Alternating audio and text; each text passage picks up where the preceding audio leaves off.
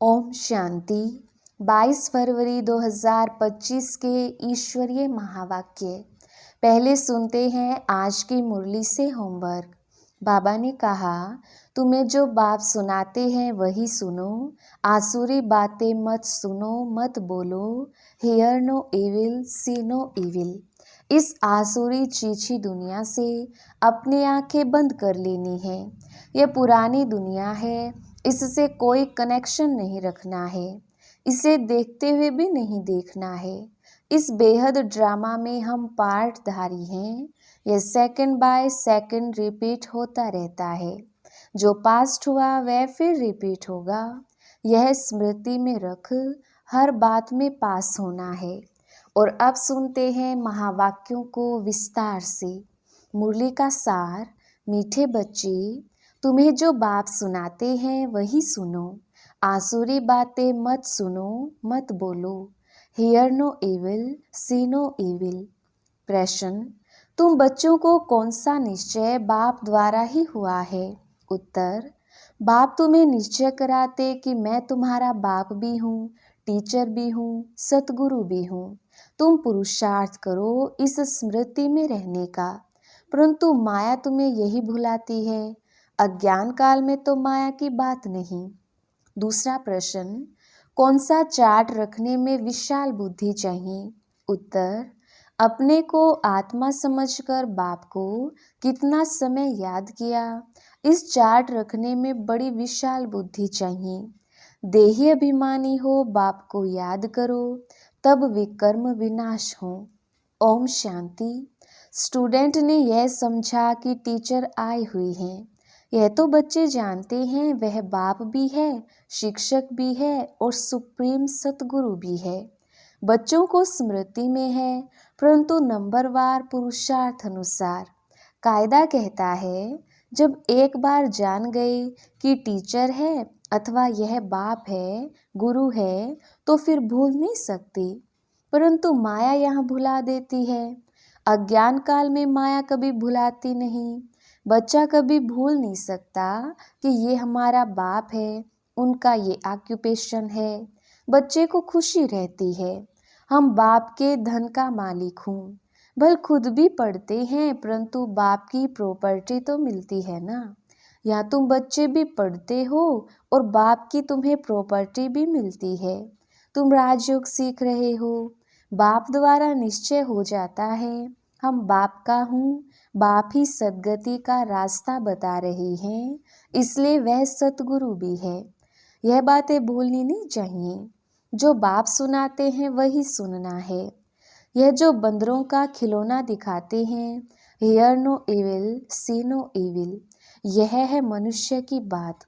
बाप कहते हैं, आसुरी बातें मत बोलो, मत सुनो, मत देखो। Hear no evil. यह पहले बंदरों का बनाते थे, अभी तो मनुष्य का बनाते हैं। तुम्हारे पास नलिनी का बनाया हुआ है, तो तुम बाप के गलानी की बातें मत सुनो। बाप कहते हैं, मेरी कितनी गलानी करते हैं। तुमको मालूम है, श्री कृष्ण के भगत के आगे धूप जगाते हैं तो राम के भगत नाक बंद कर लेते हैं। एक दो की खुशबू भी अच्छी नहीं लगती, आपस में जैसे दुश्मन हो जाते हैं।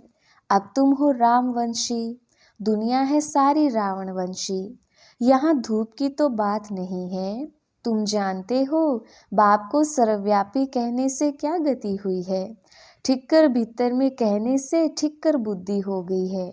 तो बेहद का बाप जो तुमको वर्षा देते हैं, उनकी कितनी गलानी करते हैं।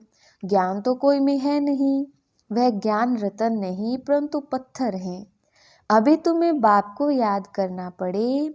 बाप कहते हैं, मैं जो हूँ जैसा हूँ, यथार्थ रीति मुझे कोई नहीं जानती। बच्चों में भी नंबरवार हैं। बाप को यथार्थ रीति याद करना है, वह भी इतनी छोटी बिंदी है, उनमें ये सारा पाठ भरा हुआ है। बाप को यथार्थ रीति जानकर याद करना है, अपने को आत्मा समझना है। भल हम बच्चे हैं, परंतु ऐसे नहीं कि बाप की आत्मा बड़ी हमारी छोटी है। नहीं, भल बाप नॉलेजफुल है, परंतु आत्मा कोई बड़ी नहीं हो सकती। तुम्हारी आत्मा में भी नॉलेज रहती है, परंतु नंबरवार। स्कूल में भी नंबरवार पास होते हैं ना। 0 मार्क कोई की होती नहीं, कुछ ना कुछ मार्क्स ले लेते हैं। बाप कहते हैं मैं जो तुमको ये ज्ञान सुनाता हूँ ये प्रायलोप हो जाता है, फिर भी चित्र हैं, शास्त्र भी बनाए हुए हैं। बाप तुम आत्माओं को कहते हैं हियर नो इविल, इस आसुरी दुनिया को क्या देखना है, इस चीची दुनिया से आंखें बंद कर लेनी है। अब आत्मा को स्मृति आई है, ये है पुरानी दुनिया, इनसे क्या कनेक्शन रखना है।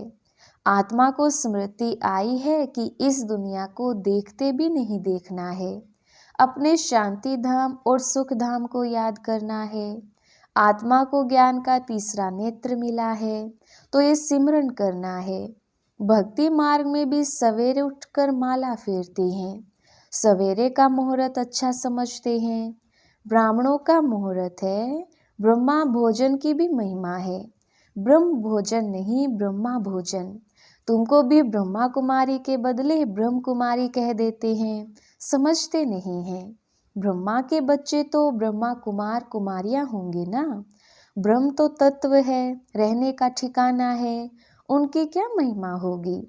बाप बच्चों को उल्हाना देते हैं, बच्चे तुम एक तरफ तो पूजा करते हो, दूसरी तरफ फिर सबकी गलानी करते हो। गलानी करते करते तमो प्रधान बन पड़े हो। तमो प्रधान भी बनना ही है, चक्र रिपीट होगा। जब कोई बड़े आदमी आते हैं तो उनको चक्र पर जरूर समझाना है। यह चक्र 5000 वर्ष का ही है, इनके ऊपर बहुत अटेंशन देना है। रात के बाद दिन जरूर होना ही है, ये हो नहीं सकता कि रात के बाद दिन ना हो। कलयुग के बाद सतयुग जरूर आना है। यह वर्ल्ड की हिस्ट्री ज्योग्राफी रिपीट होनी है। तो बाप समझाते हैं मीठे मीठे बच्चों, अपने को आत्मा समझो। आत्मा ही सब कुछ करती है, पार्ट बजाती है। ये किसको भी पता नहीं है कि अगर हम पार्टधारी हैं तो नाटक के आदि मध्य अंत को जरूर जानना चाहिए। वर्ल्ड की हिस्ट्री ज्योग्राफी रिपीट होती है तो ड्रामा ही ठहराना। सेकंड बाय सेकंड वही रिपीट होगा जो पास्ट हो गया है। यह बातें और कोई समझ ना सके।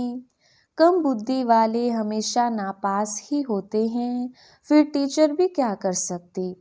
टीचर को क्या कहेंगे कि कृपा व आशीर्वाद करो, यह भी पढ़ाई है। इस गीता पाठशाला में स्वयं भगवान राजयोग सिखलाते हैं। कलयुग को बदलकर सतयुग जरूर बनना है। ड्रामानुसार बाप को भी आना है। बाप कहते हैं हम कल्प कल्प संगम युगे आता हूँ, और कोई थोड़ी कह सकते हैं कि हम सृष्टि के आदि मध्य अंत का ज्ञान सुनाने आया हूँ। अपने को शिवो हम कहते हैं, उससे क्या हुआ। शिव बाबा तो आते ही हैं पढ़ाने लिए, सहज राजयोग सिखाने लिए। कोई भी साधु संत आदि को शिव भगवान नहीं कहा जा सकता। ऐसे तो बहुत कहते हैं हम कृष्ण हैं, लक्ष्मी नारायण हैं। अब कहाँ वह श्री कृष्ण सतयुग का प्रिंस, कहाँ यह कलयुगी पतित। ऐसे थोड़ी कहेंगे इनमें भगवान है। तुम मंदिरों में जाकर पूछ सकते हो, यह तो सतयुग में राज्य करते थे, फिर कहाँ गए। सतयुग के बाद जरूर त्रेता द्वापर कलयुग हुआ। सतयुग में सूर्यवंशी राज्य था, त्रेता में चंद्रवंशी। यह सब नॉलेज तुम बच्चों की बुद्धि में है। इतने ब्रह्मा कुमार कुमारियां हैं, जरूर प्रजापिता भी होगा। फिर ब्रह्मा द्वारा मनुष्य सृष्टि रचते हैं। क्रिएटर ब्रह्मा को नहीं कहा जाता, वह फिर गॉड फादर है। कैसे रचते हैं वह तो बाप सम्मुख ही बैठ समझाते हैं। ये शास्त्र तो बाद में ही बने हैं। जैसे क्राइस्ट ने समझाया, उनका बाइबल बन गया। बाद में बैठ गायन करते हैं। सर्व का सद्गति दाता, सर्व का लिबरेटर, पतित पावन, एक बाप गाया हुआ है। उनको याद करते हैं कि हे गॉड फादर रहम करो। फादर एक होता है, ये है सारे वर्ल्ड का फादर। मनुष्यों को पता नहीं है कि सर्व दुखों से लिबरेट करने वाला कौन है। अभी सृष्टि भी पुरानी, मनुष्य भी पुराने तमो प्रधान है। ये है ही iron aged world, golden age था ना, फिर होगा जरूर। ये विनाश हो जाएगा, वर्ल्ड वॉर होगी, अनेक कुदरती आपदाएं भी होती हैं। समय तो यही है। मनुष्य सृष्टि कितनी वृद्धि को पाई हुई है। तुम तो कहते रहते हो भगवान आया हुआ है। तुम बच्चे सभी को चैलेंज देते हो कि ब्रह्मा द्वारा एक आदि सनातन देवी देवता धर्म की स्थापना हो रही है। ड्रामानुसार सब सुनते रहते हैं, दैवी गुण भी धारण करते हैं। तुम जानते हो हमारे में कोई गुण नहीं था। नंबर 1 अवगुण है काम विकार का, जो कितना हैरान करता है। माया भी कुश्ती चलाती है ना चाहते भी माया का तूफान गिरा देता है। आयरन एज तो है ना, काला मुंह कर देते हैं, सावरा मुंह नहीं कहेंगे। श्री कृष्ण के लिए दिखाते हैं सर्प ने डसा तो सांवरा हो गया। इज्जत रखने के लिए सांवरा कह दिया है। काला मुंह दिखाने से इज्जत चली जाए तो दूर देश निराकार देश से मुसाफिर आते हैं। आयरन एज्ड दुनिया काले शरीर में आकर इनको भी गोरा बनाते हैं। अब बाप कहते हैं तुमको फिर सतो प्रधान बनना है। मुझे याद करो तो विकर्म विनाश होंगे और तुम विष्णुपुरी के मालिक बन जाएंगे। यह ज्ञान की बातें समझने की हैं। बाबा रूप भी है तो बसंत भी है। तेजों में बिंदी रूप है, उनमें ज्ञान भी है। नाम रूप से न्यारा तो है नहीं, उनका रूप क्या है ये दुनिया नहीं जानती।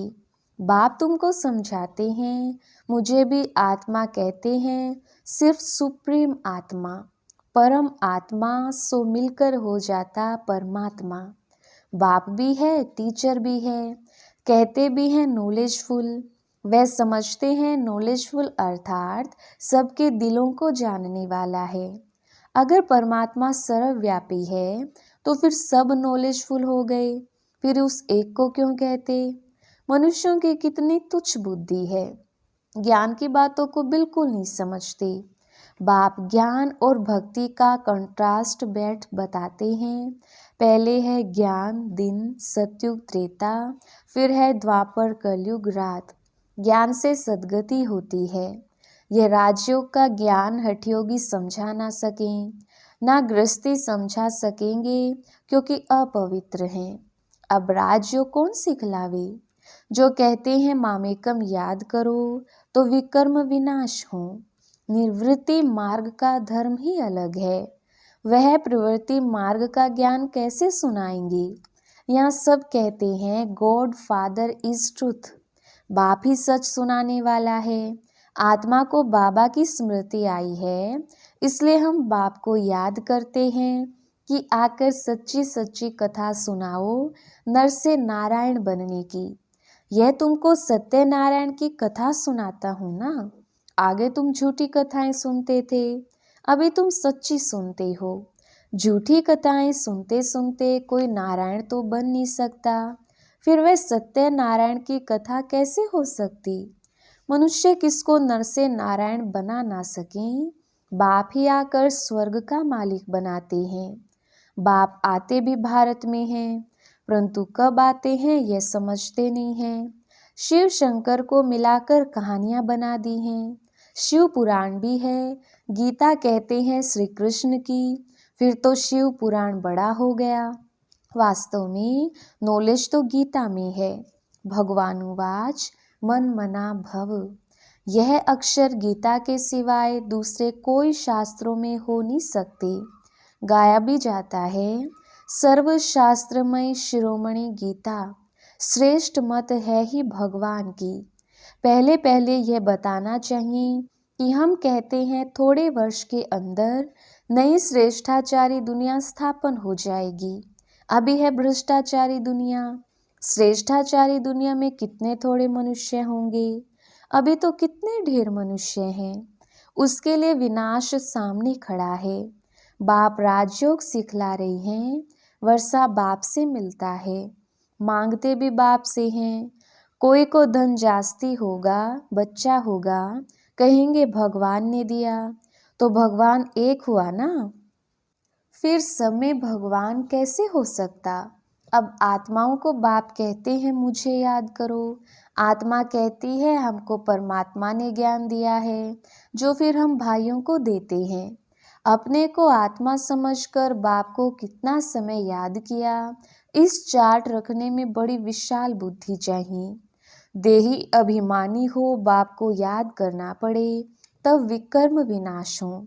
नॉलेज तो बड़ी सहज है, बाकी आत्मा समझ बाप को याद करते अपनी उन्नति करनी है। यह चार्ट कोई बिरले रखते हैं। देही अभिमानी हो, बाप की याद में रहने से कभी किसको दुख नहीं देंगे। बाप आते ही हैं सुख देने, तो बच्चों को भी सबको सुख देना है, कभी किसको दुख नहीं देना है। बाप की याद से सब भूत भागेंगे, बड़ी गुप्त मेहनत है। अच्छा, मीठे मीठे सिकिलधे बच्चों प्रति माता पिता बाप दादा का याद प्यार और गुड मॉर्निंग। रूहानी बाप के रूहानी बच्चों को नमस्ते। हम रूहानी बच्चों की रूहानी बाप दादा को याद प्यार गुड मॉर्निंग और नमस्ते जी। धारणा के लिए मुख्य सार। पहला पॉइंट, इस आसुरी चीची दुनिया से अपनी आंखें बंद कर लेनी है। ये पुरानी दुनिया है, इससे कोई कनेक्शन नहीं रखना है, इसे देखते हुए भी नहीं देखना है। दूसरा पॉइंट, इस बेहद ड्रामा में हम पार्टधारी हैं। यह सेकंड बाय सेकंड रिपीट होता रहता है। जो पास्ट हुआ वह फिर रिपीट होगा। यह स्मृति में रख हर बात में पास होना है, विशाल बुद्धि बनना है। वरदान, रियलिटी द्वारा रॉयल्टी का प्रत्यक्ष रूप दिखाने वाले साक्षात्कार मूर्त भव। विस्तार, अभी ऐसा समय आएगा जब हर आत्मा प्रत्यक्ष रूप में अपने रियलिटी द्वारा रॉयल्टी का साक्षात्कार कराएगी। प्रत्यक्षता के समय माला के मनके का नंबर और भविष्य राज्य का स्वरूप दोनों ही प्रत्यक्ष होंगी। अभी जो रेस करते करते थोड़ा सा रीस की धूल का पर्दा चमकते हुए हीरे को छिपा देता है, अंत में यह पर्दा हट जाएगा, फिर छिपे हुए हीरे अपने प्रत्यक्ष संपन्न स्वरूप में आएंगे। रॉयल फैमिली अभी से अपनी रॉयल्टी दिखाएगी, अर्थात अपने भविष्य पद को स्पष्ट करेगी। इसलिए रियलिटी द्वारा रॉयल्टी का साक्षात्कार कराओ। स्लोगन, किसी भी विधि से व्यर्थ को समाप्त कर समर्थ को इमर्ज करो। अव्यक्त इशारे, एकांत प्रिय बनो, एकता और एकाग्रता को अपनाओ। स्वयं का कल्याण करने के लिए व स्वयं का परिवर्तन करने के लिए विशेष एकांतवासी अंतर्मुखी बनो। नॉलेजफुल हो लेकिन पावरफुल बनो। हर बात के अनुभव में स्वयं को संपन्न बनाओ। किसका बच्चा हूँ, क्या प्राप्ति है, इस पहले पाठ के अनुभवी मूर्त बनो। एकता और एकाग्रता को अपनाओ तो सहज ही माया जीत हो जाएंगे। अच्छा, ओम शांति।